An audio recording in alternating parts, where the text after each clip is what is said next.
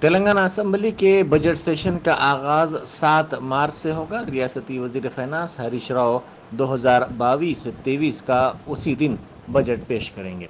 ریاستی کابینہ کا اجلاس 6 مارچ کو منعقد کیا جائے گا، جس میں بجٹ کو منظوری دی جائے گی۔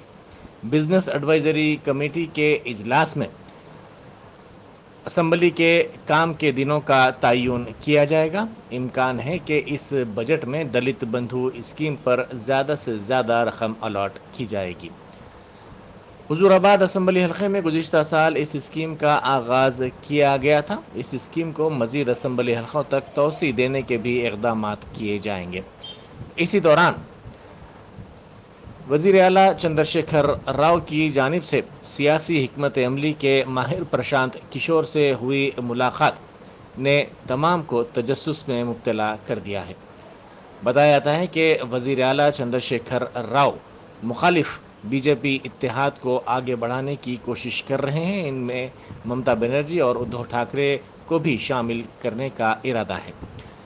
پرشانت کشور، جنہوں نے قبل ازیں اسمبلی انتخابات میں مختلف جماعتوں جیسے ڈی ایم کے اور ٹی ایم سی کے لیے کام کیا تھا، اب سمجھا جاتا ہے کہ سی آر کے لیے کام کریں گے۔